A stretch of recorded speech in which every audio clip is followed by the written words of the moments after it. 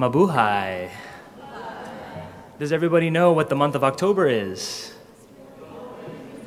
Absolutely. Even though it's not formally recognized by Congress, it is formally recognized by the more than 4 million Filipinos in the United States, and that makes it extremely important, which is why I think having the Philo Book Fest here in San Francisco on October 1st and 2nd is extremely important.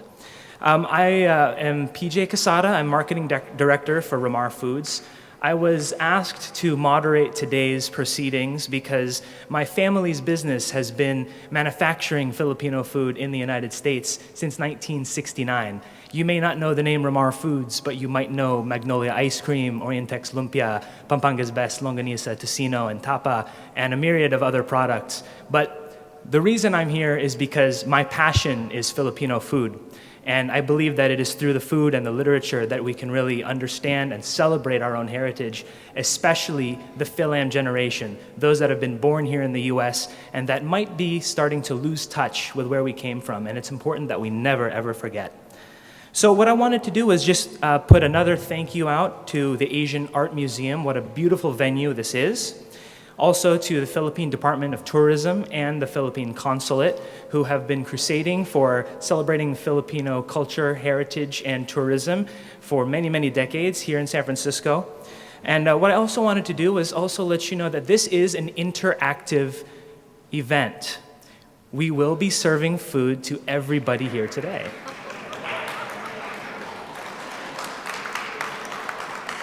Now, just like any other interactive event, we do have to set a few ground rules. I noticed that we have most of the chairs full, so first off, in order to keep things efficient and warm, if you notice that there are seats in front of you that are empty, I encourage everybody to try and move forward and fill up all of the rows, because otherwise there might be some extra food and I'm going to gain another 5 pounds. So you could really help me out. If you move forward, come nice and close. Thank you very, very much.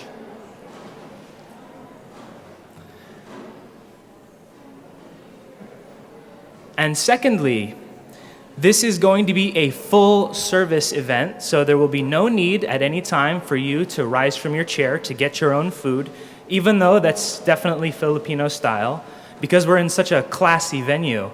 We are going to be serving each row individually. There will be a tray that will be passed along with tiny little tasting cups. And if all of you will take a look down at the foot of your chairs, you will notice a few black and yellow bags. Those are our basura. You all know what basura is, right? Yes. The reason we're providing you with a basura is because we are in a place that is dedicated to preserving art.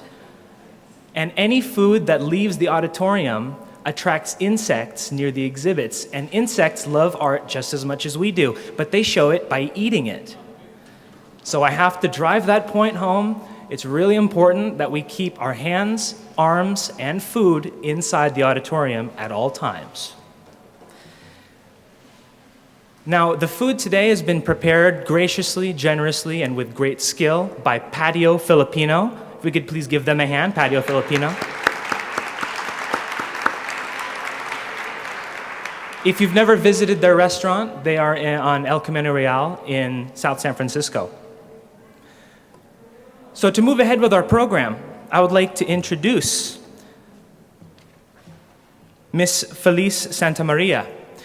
Felice Santamaria is the founding chairman and president of the International Wine and Food Society Manila Ladies Branch and has served with the board of judges of the annual Doreen Gamboa Fernandez Food Writing Award since it has started in 2002. Her writings have received the Manila Critics' Choice Circle National Book Award several times, as well as a Gintong Aklat Award and a Ceres Alabado Award for Outstanding Literature for Children in 1998. Yes, she did start with a few children's books. In 2001, she was added to the prestigious roster of the SEA Write Award for the ASEAN Writers. So without further ado, I'd like to introduce Miss Felice Santamaria.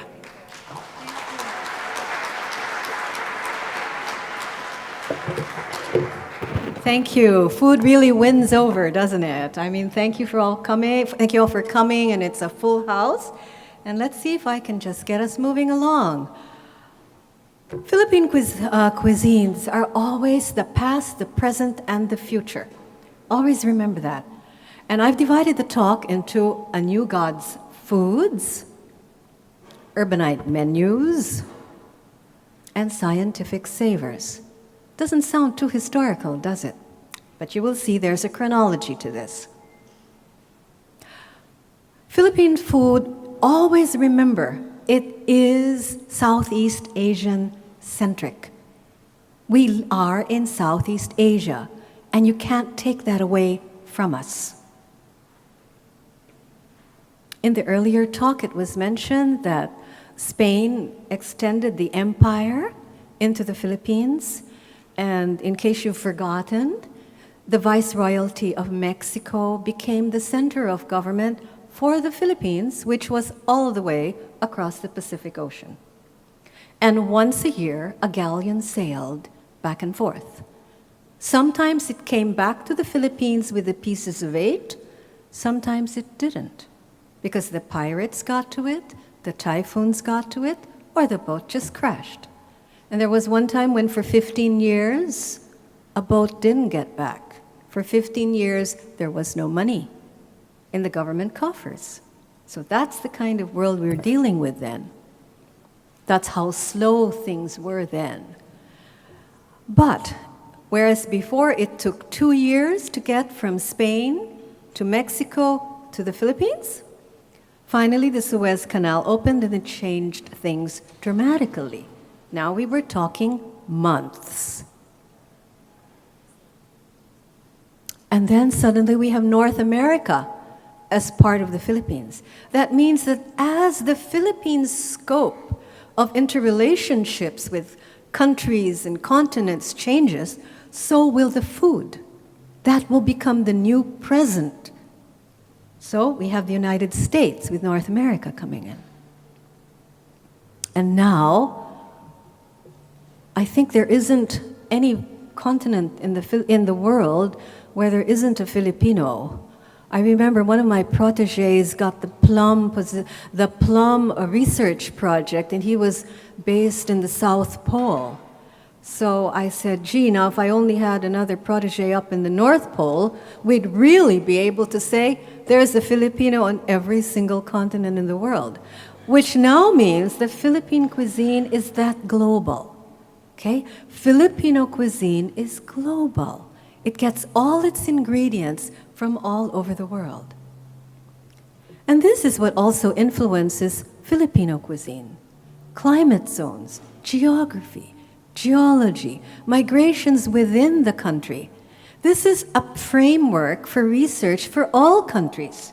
Wherever you are, that is what's going to happen. Change the climate, something will happen to the food. Change the geography, something will happen to the food. Change the geology, poison the soil, something will happen to the food. Change the people coming in, something will happen to the food. Now we get to this introduction, the Asian Continuum. So as I had said earlier, Filipino food is Asian. But when foreign influences come into the Philippines, they become Philippinized. So if you want to have Japanese food in the Philippines, don't expect food to taste as you would have it in Kyoto or Tokyo. It is going to be Philippinized by the very nature of the raw ingredients, by the very nature of the traditions of the savoring. If you look for American food in the Philippines, you want an American hamburger in the Philippines, don't expect it to taste American. It is going to taste Filipino. So the question is, what is that baseline of Filipino taste? Well, I certainly hope you like it. I do. So let's try to figure out what has shaped that baseline of Philippine taste. This is how we looked, or some of us looked, around 1521 until about 1565. We were wearing gold jewelry, which we made. You know, if you have a chance to go to the Ayala Museum in Makati and the Metropolitan Museum on Rojas Boulevard in the Philippines, you will see the samples of Philippine excavated gold that go way back before the Spanish arrived. I'm talking like 10th century, 11th century. And when you look at the little dots, the raised dots on the jewelry, they are smaller than a pinhead. If you look at the metal work, which is like when they make sashes out of gold thread, the thread is like infant's hair. It's that fine. So in other words, there was a time in the Philippines when that kind of culture, that kind of artisanship within the culture was there. And the proof is there. And I'd love for you to see that because that is part of Filipino culture, Filipino heritage. We tend to grow up in a world where we remember the Greco-Roman or the Hellenic gods and goddesses. We talk about Mercury and Saturn and Venus. It's kind of forgotten that the Filipino culture also got to this level before the Spanish came, where we also had our pantheon of gods and goddesses. We had Ikapati, the goddess of cultivated land, and who would make a better spouse for her than the god of seasons, Mapulon. It goes on and on. If you look at Dinahon, the Bicol god of the hearth, Dinahon means wrapped in leaves, dahon. And little Dinahon, because he was a little man, he brought the idea of cooking with fire. He brought, supposedly, the first pot, the cooking pot, the idea of cooking in a pot over fire. See, we have this richness in our culture. When we set a baseline for a historical baseline, we're looking for what has been written. History is basically what is written down. And the first thing written down about Philippine food is a 1521 document that was made by an Italian companion of Fernando Magallanes, the first person to try and go around the world. He made it to the Philippines, and then his voyage was continued by Sebastian Elcano. They made it back to Spain. But this fellow, Pigafetta, he listed down all these things that he had eaten in the Philippines. So we know for sure that in 1521, we ate those things. So we're setting a baseline, the Southeast Asian baseline for what Filipinos ate. And how much of that do we still eat today? So every time you eat coconut, you eat crab, you eat egg, you eat fish, you say, wait, we ate this way back during the time when Magallanes was there, and very likely even before that. And I'll tell you a little bit about the prehistory. And then, as more scientists started to look into what did Filipinos eat before the coming of the Spanish, these things were also found. Now, how many of these things are we still eating today? How many of you are eating at least one of those things today? Are you? Sugar? At least sugar? Raise your hands. Are you eating sugar? Are you eating ampalaya, bitter melon? Okay, all these things are that ancient. They're that old. And it's amazing that they've survived when you think about it, how the world changes. Rice remains the staple. The archaeologists, I have to consult my notes because I can't remember. The earliest sample of rice grain in the Philippines is 3,500 years old. Although we think that it's probably a little older. The kind of grain that was found is an intermediate grain between the wild kind of rice that was growing and the newer kind of strains that were cultivated, that needed somebody to take care of them or they wouldn't fruit. What were some of the early cooking methods that we were sure of? And I think you should already start maybe getting ready to pass things around. We are positive that we ate things raw. Okay? We are positive that we grilled, that we baked in a pit, that we boiled, leaving a broth. We're positive that we cooked in clay pots, that we wrapped food in leaves, and that we cooked food in bamboo, which is absolutely delicious. You cook rice in bamboo, many things. You've got to try it if you haven't. What else are we sure about? Now remember, this man, Antonio Pigafetta, who wrote all of this down, he was Florentine. So imagine the cuisine of Florence. Now we all remember the Medicis and everything, all right? So he comes out of this heritage, and he's on this voyage, and he knows he may or may not survive the voyage. Of course, he hopes he does. And he's eating this very unfamiliar kind of food on a beach. On a beach.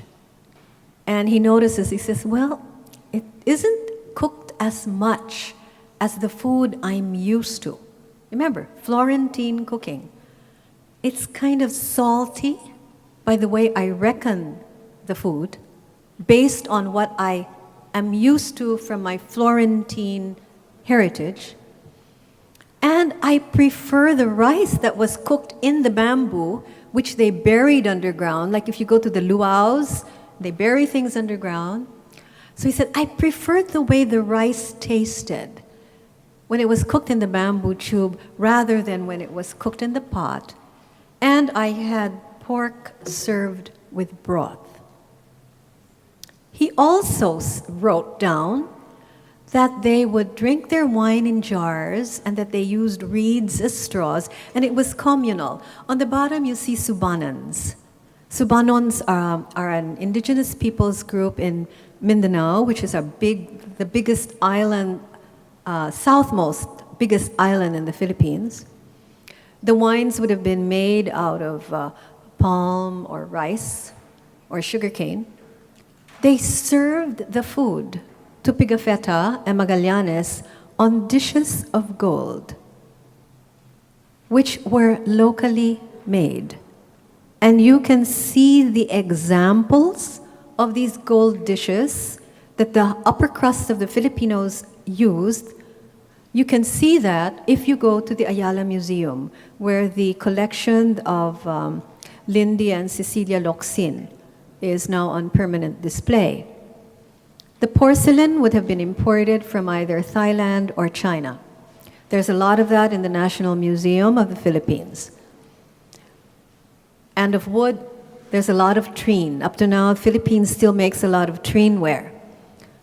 We had spoons. The spoons were serving spoons. And we ate with our fingers. There was some kind of an etiquette as well that we're trying to discover. It's not eating with the hands. It's eating with the fingers. And look at this. The meal could take 5 to 6 hours. Okay? So I hope you're enjoying. You're supposed to be having rice cooked with coconut, is it? And a piece of salted fish with it? Salted pork and bits of banana. Salted pork and bits of banana. Borrow that for a minute, okay? You can mention for everyone to keep their forks, so you can use one fork. Okay. And if you don't mind, hang on to your fork. I have just been told by PJ, hang on to your fork because you're only getting one fork and you're going to be sampling different things. Now, usually when we think of tasting, we think of how the different savors fuse together and form one taste, right? I would like you to think of these early foods, though in a different manner. Sometimes what we do is we put several different ingredients together to let them play off each other, so that one ingredient shows off another ingredient, which still shows off another ingredient. It isn't the idea of all the ingredients coming together with one taste in your mouth. So, for instance, with this one, what could happen is first maybe you will taste, because I haven't had it, but it could be that you're tasting the salt first, and then the salt will be tempered a little bit by the coconut milk, and then suddenly you get this very subtle sweetness of a ripe banana. Now, there's a subtleness to this kind of appreciation of this kind of food, which is sometimes lost today because our tongues are oversaturated with a lot of very heavy spicing, our high impact tastes. So it takes a little bit of conditioning to try and move to this earlier subtle type of savoring, which I hope you will appreciate, because a lot of Philippine food and a lot of Southeast Asian food, thank you, is like that. It's not meant one bite, one savor. It's try to imagine how the flavors are playing off one by one in your mouth. And what do you hold as the last savor? And hold it for a while. That's how you appreciate this kind of cooking. Okay, now we go into the new God's foods. Remember, we had all the ikapati, the mapulon, the dinahon. We have bathala, which is an old word for supreme God among the Tagalogs. Well, what happened was suddenly poor bathala said, now they want to call me Dios, or now they want to call me Jesus Christ. Now they want to talk about a Trinity. Okay, so this is the encounter of a non-Christian, a pagan culture that worships nature spirits, and a pagan culture that worships the spirits of the ancestors. So we were in that stage of development, and those of you here who come out of anthropology, I think you know that there are different stages of development that it seems like societies go through. So now we have this pantheon, this animistic pantheon, pagan religion, now encountering the idea of one supreme God, who is called Jesus Christ, God the Father, God the Holy Spirit. That was the encounter. And, as I had said earlier, we were governed not from Spain itself and the Iberian Peninsula, but from Mexico, because you had that one boat a year going back and forth. So what we got were New World foods, the same foods that you are enjoying here in the United States, because you're part of the same area. So I've divided the talk that way. Or those are the two ideas for you to remember. How many of you here are Roman Catholic? Okay.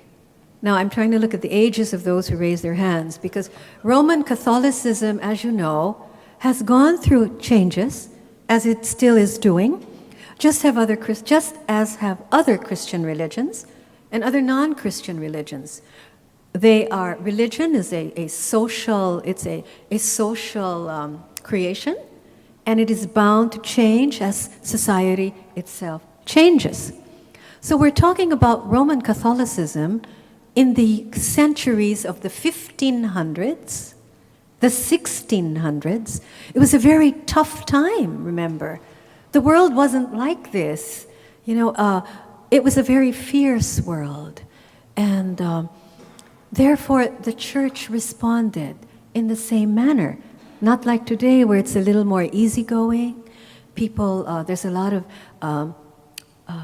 integration of different cultures that are affecting the way a religion responds to that multiculturalism. But then it was sense of superiority and sense of the world was only one way.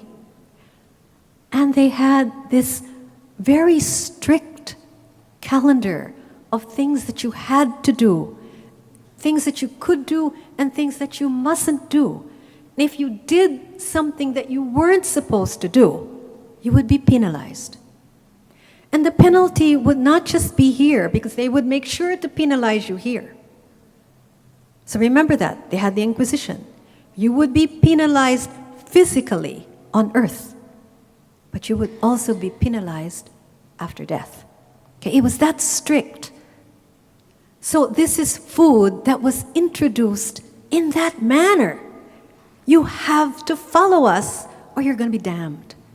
And if you don't want to believe that you're going to be damned, we'll make sure you feel it physically. Okay? This is an age when, remember, if you were a Spaniard, whether you were a sailor or the governor general, you had to actually get something written from the church around Easter time that you had indeed confessed at least once that year and taken communion, or you wouldn't get paid. You'd lose your job, and you'd be penalized by the church. This is the period when when Spain was a one-religion country, a one-religion empire. It was a Christian empire, and it was a Roman Catholic empire. Anything else was bad. Anything else, they don't like you, okay? So you've got the pagans. I'm really simplifying this and putting it in layman's terms. You have the pagans, and they're now telling them, there are days when you fast. When you fast, all you can eat is fish and vegetables. There are days when you feast. When you feast, eat as much meat as you can, and please, eat as much pork. You remember we were eating pork already? Why do you have to eat pork?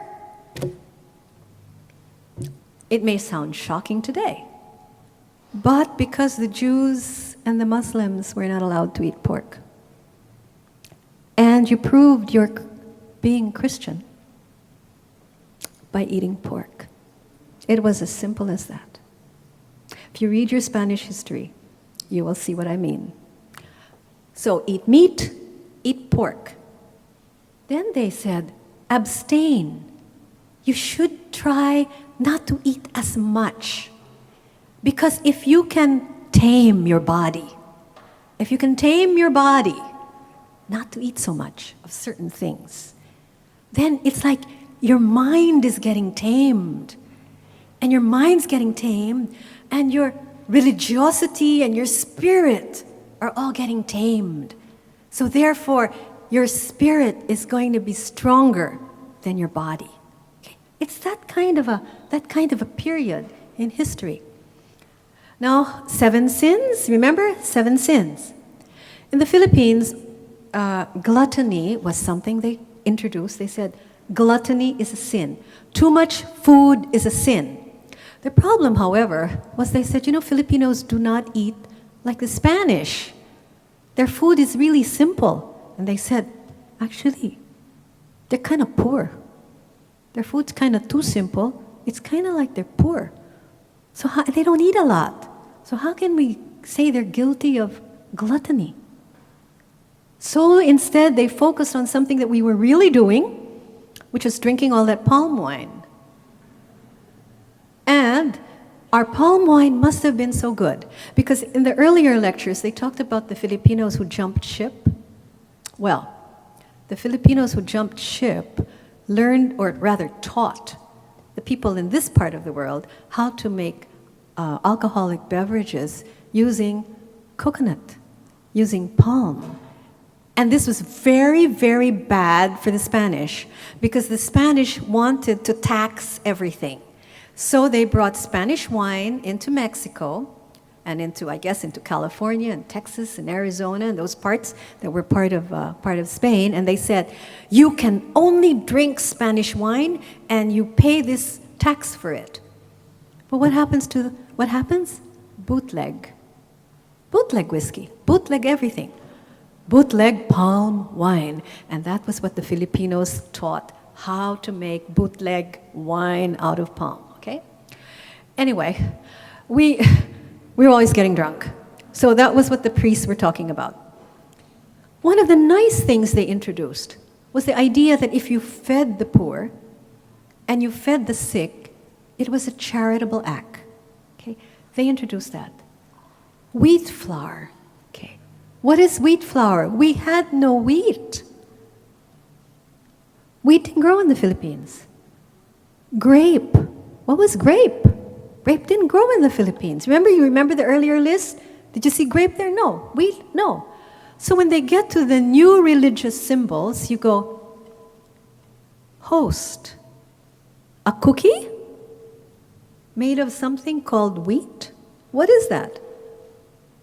To the point that the priests, the Catholic priests, said, they don't understand this. What if we get a suman instead, and we hold up a suman? And that was the last thing the Pope wanted to hear. He said, no, I don't care how you do it. You've got to get the wheat because you've got to make the host. Lamb of God. What's a lamb? We didn't have lamb.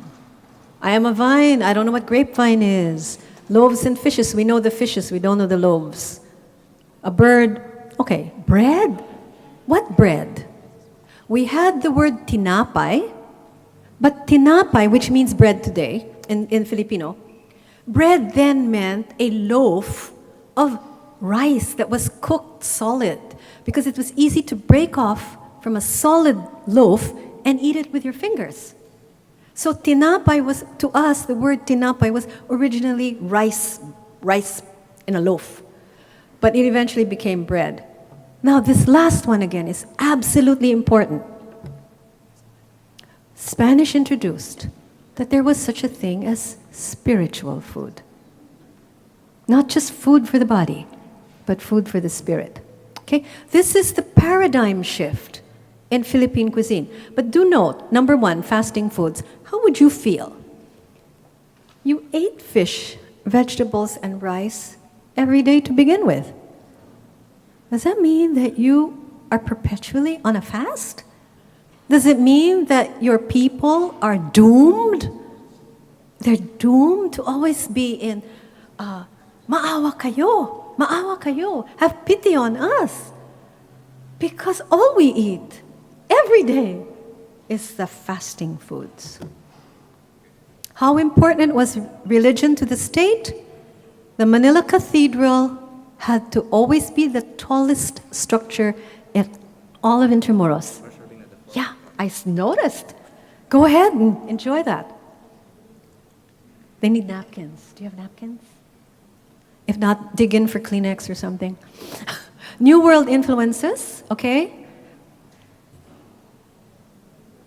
Okay, you're eating adobo on pandesal, correct? Okay. What are you drinking? Calamansi juice, okay. You've got a mix there then. All right, take a look at the list. These things came in from the New World. Those are the ingredients that came in from the New World and went to the Philippines. Except now we're beginning to wonder, if you look at the guava on the right side, it says guava. While we know guava to be a Central American and South American fruit, our archaeologists in the Philippines have found samples of guava seeds way before the Spanish ever arrived in the Philippines. So now we're beginning to think that maybe guava somehow made its way into the Philippines somehow before the Spanish arrived. So a lot of things are changing, okay? Some more things that came in from the New World.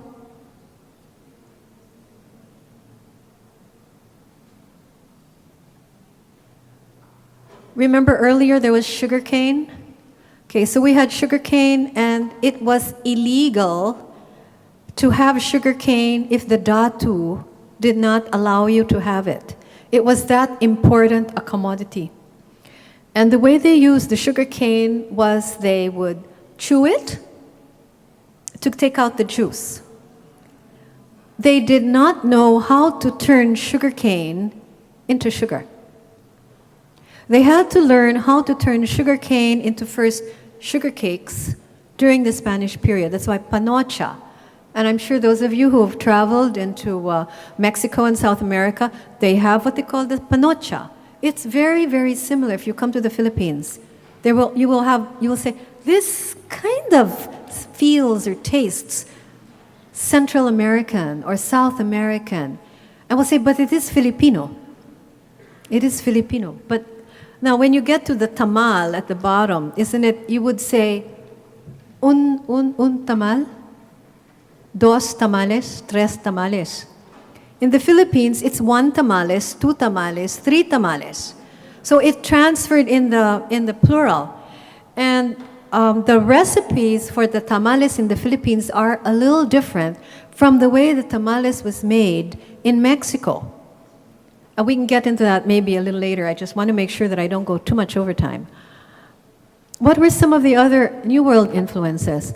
Well, when the cacao plant moved to the Philippines, and you wanted to turn it into a beverage, you needed to have the chocolatera, the pot in which to cook it, which was originally clay, the metate, which was a way to grind the seeds and turn them into this chocolate, and the molinillo, or what we tend to call the batidor. It's that thing like a pineapple on the bottom with a stick, and you beat, it's wooden, and you beat down on the chocolate in order to turn it into, to liquefy it. Anyway, so, and then you do that, and then it fizzes inside the chocolatera. So these things transferred. But in the Philippines, the metate is not made of clay, as it is in Mexico. It's made of granite. And this is granite. These huge slabs of granite were placed in the boats to give it some weight when the boats from China went to the Philippines carrying the silks, like the mantones de Manila. And they would leave these granite slabs and turn them into many things. They would turn them into mortars and pestles. They would turn them into chocolate grinders as well. The tacho. Now, this is a sugar evaporation pan. It's brass. It comes in small sizes and big sizes. It's circular with two handles. It's flat on the bottom. And we tend to use the tacho to make very delicious fruits in syrup. It's also how we make our nougats. We do it in a brass pan. But it was originally a sugar evaporation pan for commercial purposes, industrial purposes. And we're still dating it because at the moment, it looks like it came in the 1850s. Now, some of Spain's foods got to the Philippines early, like the adobo. What does adobo come from? Adobo actually began as a French word. It wasn't a Spanish word. It was a French word, spelled A-D-O-U-B-E-R. Adober. I'm spelling it as adober. Okay, so you know it's with a adober, as in daube. Adobe, the French daube, the stew. And the word originally meant to dress a knight in armor. It's an old word. It comes all the way from the time when there were knights. You know, like the Crusades. Okay? And then eventually, it meant not just to dress a person in his military outfit, but to dress meat in vinegar, to dress meat in spices. That's how that word evolved. When it crossed the Pyrenees, it became adobar. Adobado, adobar, adobo. All those dishes up on the top are easy to cook. They're one step. You put it in a pot and you leave it on the fire. You stick it you put it on a skewer, put it on the grill. Those are easy things. They're not the refined triple-step types of cooking, the sophisticated cooking that came out later, or that were in the courts. No, this was everyday, simple, easy-to-cook food that came in with naval people, military people, with priests who had to know how to cook and teach others how to cook. Also, the second one, remember I said that there was a time it took 2 years. You had to get the ingredients from Spain, wait for the right season so the boat could come to the West Indies, travel into Mexico, go to Veracruz, then it goes overland with the mules up to Mexico City, then it comes down again, goes to Acapulco. It waits again for the right season for the boat to come if it makes it. If it doesn't, you go all the way back up to the mountain, you wait for the next season, and then maybe, the boat comes, your bottle of wine or your salted cod finally makes it down to Acapulco, and then you wait and say, maybe, if the pirates don't get me, my salted cod will get to Manila. That's how hard it was. Can you imagine those little cacao seeds? Trying to get a little cacao seed or a little plant of whatever? Just try to imagine that. Getting it from Mexico, or even from here, let's say, getting it from San Francisco on a boat all the way to the Philippines. A sailboat, about as big as a big car. Okay, try to imagine it. Different times. And when you couldn't get it, you figured, what's a local substitute? So, Carabao milk instead of cow milk, peely nut instead of, or peanut and cashew instead of almond, and the little green mangoes called paho, which you must have here. Those are absolutely delicious. You should turn them into gourmet items here. They're very good for olives. Strangely, we had the guachinangos. When a Filipino jumped ship, the problem was who's going to take his place on the voyage back home. So they got the Mexicans, but we don't know what happened to the Mexicans when they got to the Philippines. I have friends who look very Mexican, so I'm sure they integrated, but the story is yet to be researched. The chili pepper that came from this part of the world, it didn't become prominent in Filipino cooking. See, the Asianness of Filipino food dominated over the Mexican. Again, wheat flour flatbread, no. We stuck to our rice, but I think they're passing around already the next era. Okay, but anyway, Chinese chow chow, because China was closer and we had a lot of Chinese immigrants. These were the imports that the Chinese brought to Manila, mostly to service the Spanish. They had a Chinatown within walls called the Parian. They manned the royal bakery because the Spanish baker said, I'd rather buy space in the galleon, get Chinese silks, put those silks in my allotted space in the galleon, get the galleon to Mexico, sell the silks and get the money. In the meantime, I just take it easy, waiting for the galleon to come, rather than sweating it out in the bakery. So what did they do instead? They hired the Chinese bakers. Stir frying was introduced during that period through the Chinese, but we adopted it using a Spanish word, guisado, which frankly means to stew. So again, you can see that somewhere in this transference, as is the case globally, words take on different meanings from their original. These are, by the way, 1850s lithographs from the Illustrated London News. They were black and white and people hand-colored them. So they went around, the Chinese peddled the foodstuffs. Something funny happened during the Spanish period. How many of you have had kare-kare? Please raise your hands. Does it taste like curry? Yeah, I agree. It doesn't taste like curry. Yeah. So, but it is the only Indian, really, Indian influence that has lasted from 1774. Because the sepoys didn't want to go back to India.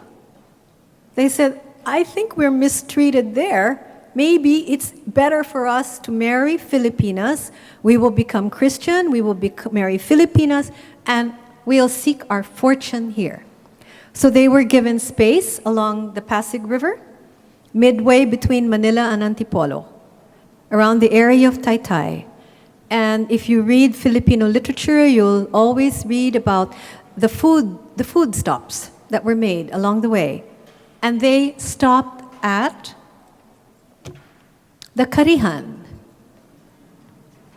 That was what they were called. This was the first word we ever had to mean a place where you bought cooked food. Before that, we didn't have a word. I'm still looking to see if there's a word. There doesn't seem to be. So you take kare, which is a curry, okay? And we turn it into like panaderia serves pan, dulceria serves dulce, panciteria serves pancit, a carenderia serves kare or kare-kare, the fake or pretending to be or adopted curry. You see, in the Philippines, when you do reduplication, you go, magandang maganda, very beautiful, okay? Or you say, ati-atihan, pretending to be an ati. That's why you cover yourself in suit, because you are pretending to be an ati. So here you've got an example of a grammatical way of speaking that means either very real or very fake. Anyway, that's kare-kare. And of course, the tienda took on that Filipinism, but also became a tindahan, which up to now exists. And you're already eating that, right? Which is still Spanish period.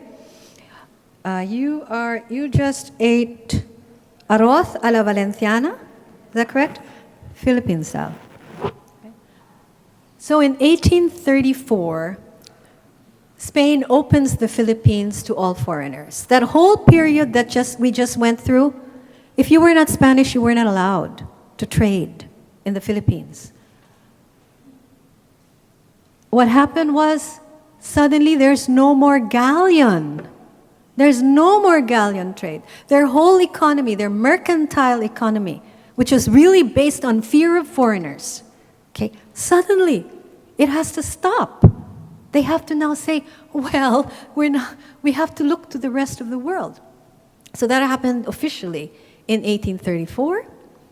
And to everybody's relief, the Great Suez Canal was opened. And so you could have Filipinos going from Manila to Europe and back. And it would take maybe a month and a half, and you're already in Europe. No more 2 years going in the other direction. And of course, at that time, even Europe was different. Europe in the 1800s was not the Europe of the 1500s and 1600s. This is already very much into the Industrial Revolution. The political alliances have changed. The monarchy, the Spanish monarchy, was really on its way out. You have the British coming up. You have the French. Okay. You have the Germans sort of getting in there too. And of course, with all of that continental fashion in food came the thinking as well. You had your 1776 here. The French had the 1789 equivalent. All this idea of the rights of man, suddenly. Modern world. See, as I said, they had to stop because of the galleon. It ended. Now let me tell you a little about this. If foreigners were not allowed in the Philippines, okay, Filipinos from Bulacan, how many of you from Bulacan? Anybody here from Bulacan? You better try another town. Anyway, people from Vigan, anybody here from that area? Okay. People from Vigan could not go to Manila, could not go to Pampanga, could not go to Bulacan without getting something like a visa. They needed a written permit to move from one, if you were Filipino, you needed a permit to go from one part of the Philippines to the other. This is the kind of mindset of the 1500s and the 1600s. You see, everything is closed. Why did they have to do that? If you read your history books, there were hardly ever more than 1,000 Spanish alive in the Philippines at any one moment. Somehow the bodies just didn't adjust well. This is a problem for the priests. So that's 1,000. That included all the priests, all the military men, all the civil servants, and if there were any wives that came along, the wives, the widows, and the children. 1,000 alive at any one time all over the country. A little parish priest would be there all by himself, surrounded by all the Indios. He had to kind of be on good behavior, I think. Or he had to do something right, but they would have just killed him. Now, how would one guy eating adobo, how could that one guy get adobo to be eaten by everybody else?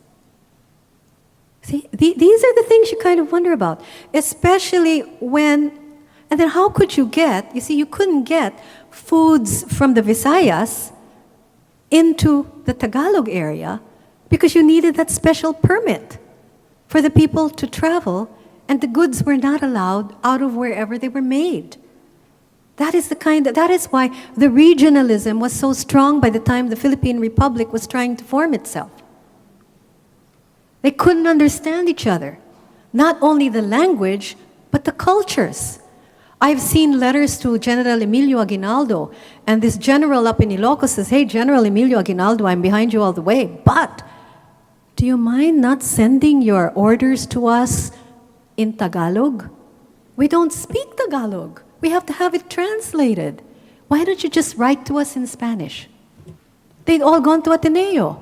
They'd all gone to the University of Santo Tomas. That's why those learning centers were crucial. They brought in people, leadership from different parts of the country.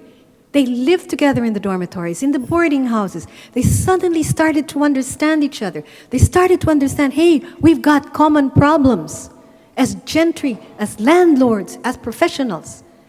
This is the making of a nation. This is also the sharing of the food. You see? Breaking down differences by bringing into my dormitory something that's really good and sharing it with all the other people who are there. My classmates, my teachers.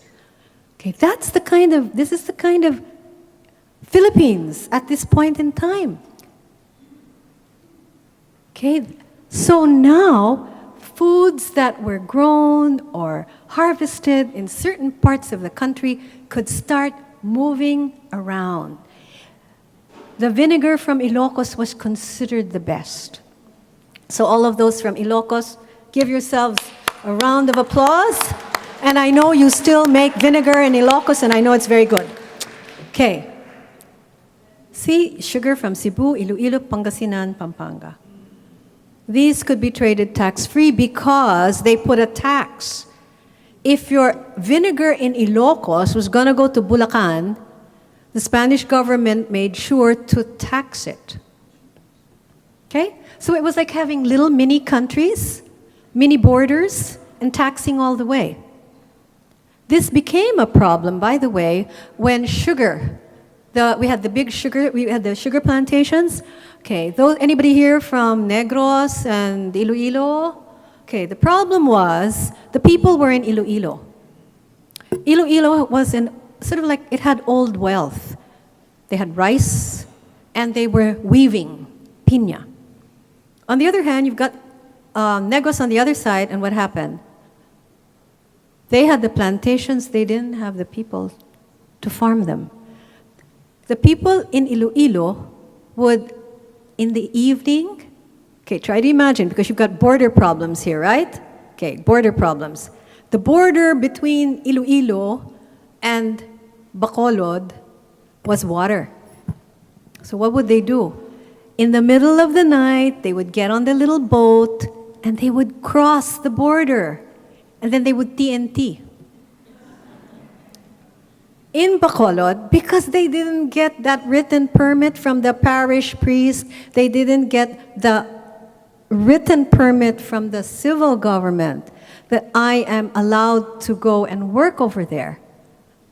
A visa lasted only 30 days, by the way. And you could only get it from your parish priest if your parish priest wasn't afraid that you would transfer to somebody else's parish and give your church contributions to that parish rather than his. And if you wanted to get your civil permit, you had to go to, quote, the capital of the province. Can you imagine a little old farmer, little old fisherman? He would have to somehow go all the way to wherever is the capital, get that thing signed if he could read or write, get it back, and do this every 30 days.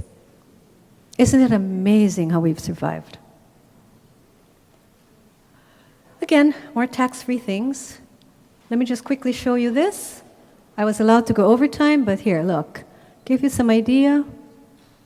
This is how we looked. You can see they're very Chinese already, because we had more Chinese mixing. This is an early pancit vendor. He had the 2 baskets on a pole. This is the period when we had European ingredients coming in, when Jose Rizal was waiting on the boat to be brought to Spain, Spain and eventually Cuba as a volunteer doctor. He was on a boat and he asked his mother to please send him mangoes, fresh mangoes, and Strasbourg foie gras, because the foie gras was already available in tins. So at this point, this is that kind of food now coming into the Philippines. There's your arroz a la valenciana. See, this is now the menu. You would have these things. And those little things at the bottom, you know what those are? Anybody guess? Okay, toothpicks. Each one of those is hand-carved. If you read, I think it's Noli Me Tangere, there's something there about Capitan Tiago. Capitan Tiago, one of his businesses was he supplied the prisoners their daily rations. And the prisoners would carve wood into toothpicks, like the size of a toothpick today, but the tops would have those things, like a fan, a bird, a little flower. And we used to have these things like a pineapple on a stand. The pineapple, wherever the eyes were, you stick in all of those little beautiful hand-carved ephemera. You take one, and when suits were popular, the men would put them in the here on your lapel. You go around with those.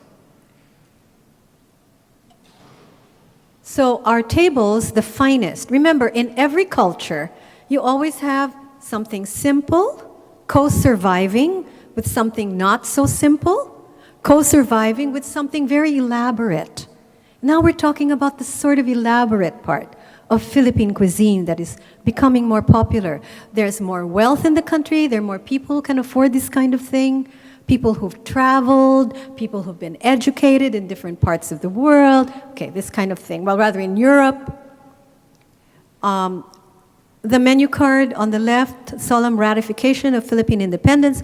It fits in the palm of my hand. It's red, white, and blue. It opens, and inside the menu is all written in French, because French was at the top of the world. You wanted to be French. You wanted to have French food. You wanted to go to France. You wanted to go to the Eiffel Tower. You wanted to go to the Expo in France, in Paris. So we wanted to prove we were civilized by writing our menu in French. Inside Malacanang, Spanish-only ball. Same Malacanang that we have today. It's another one, gives you some idea. As the fashion changed in Europe, these are all Spanish, but as the fashion changed in Europe, also the fashion among the Indios, Filipino Indios, changed. This building was destroyed in World War II during the liberation. It's diagonally across the Manila Cathedral. There have been plans to try and rebuild it with the help of the Spanish government and turn it into the National Archives. But that's been in the offing for quite a while. That's how the ballroom looked. Set up for a banquet. This is Philippines, guys. Philippines in 1898, as we were seeking our independence. Okay, this is what we represent. This is what the highest level represented when we were pitted against the United States. Okay, and called savages. This was our best hotel at the time. It's near Binondo Church on Rosario Street. Of course, it's since long gone. Inside were beds like that, the beautiful four-poster beds made of hardwood that we collect now as antiques. When the Americans saw them, they said they were leftovers of the Spanish Inquisition. They used to kid about it, a cage, leftover torture chamber. Anyway, but we all know that they're wonderful antiques, and whatever country you're from, if you could get a hold of them, good for you. They're rare, they're beautiful, handmade. Okay, we get to the U.S. period, last part of our talk. So America comes in, and these are the two most important things. I will summarize this in 5 minutes. The two most important things that the United States did: cuisine through public instruction and domestic science. Sound familiar to all of you? Okay, I'm going to go through this real quickly. These international inventions arrived in the Philippines. They were not necessarily invented in the United States, but they arrived during the American period. And that is when we had sliced bread made with a machine, sliced by a machine, and it was thus called Panamericano, the loaf bread that you have here for sandwiches. The ice crusher. That's why we could have halo-halo, which, by the way, came in through the Japanese. Mitsumame. Yeah, mitsumame, a summer drink. Okay, so they brought it over, and you will be amazed. You will be amazed how many Japanese restaurants, hotels there were in Manila in the 1920s, as early as that. And all these little halo-halo parlors. And these were the Japanese who eventually turned out to be generals and captains and lieutenants during World War II. Look at these, foods of the American era. We're in the United States, American pie. We would make mango pie. So this is the Filipinization of apple pie. You now have mango pie. Cocktails. Okay, all of these things came in. Lumpia started to change. By 1922, the sauce was cornstarch. I would like some of you who make lumpia to look at the earlier recipes that I have in my book, because then you may get the different savor of lumpia, which is also delicious. I've always said up to now, we don't understand why we have to all stand up. Americans brought in the stand-up reception. Malacanang was open to the public for the first time. This is where we must really celebrate the Americans. Whereas before, no Indio could go into the palace. When the Americans came, it was during the time of Governor General Taft. Mr. and Mrs. Taft said, no way. Filipinos belong in here. And once a week, they would publish in the newspaper, open house on a Wednesday afternoon. And anybody could come. That was wonderful. Clark's became the first ice cream parlor, although we had ice cream before that. It's cold storage. So you can see, the American period was bringing in all of this. It also brought in the saloon. People were ambivalent about that.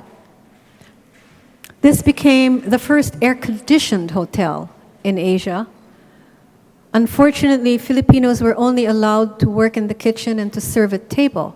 But again, wonderful. There were enlightened American governor generals who said, this is intolerable. We will not allow this. So they started inviting Filipino guests, come what may. And that became the mode eventually. This is important. Home economics, because they needed textbooks with recipes for the kids to cook, for the teachers to teach. And what they did, I have another paper on this, which is really wonderful because it shows that this American school teacher by the name of Alice Fuller, we don't know anything about Alice Fuller, but she set the foundations for home economics in the Philippines, where she said, you must start with what is native. Begin with what is good and what is native. Don't let the kids think we're trying to Americanize them. We want to bring out the best in what is native and add on the best of what comes from the United States. I certainly hope at some point we'll learn more about Mrs. Fuller. Birthdays, okay, here we go. Isn't that cute? Suddenly we have birthday cakes. We didn't have them before. This is a political banquet. This is how a house looked before World War II, a Filipino house in Quiapo. This was in Quiapo. Again, you see there's a beautiful painting there in the back of Miss Zaragoza. In the Philippines, you are not brought to the living room. You are brought to the dining room, up to now. Or the living rooms are styled so that they have a little table somewhere where you can come and eat at table, have a cup of coffee, not in the living room. It's got to be at a table. That's Filipino style. Platos del país, plates of the nation, plates of the country. Filipino food was idealized.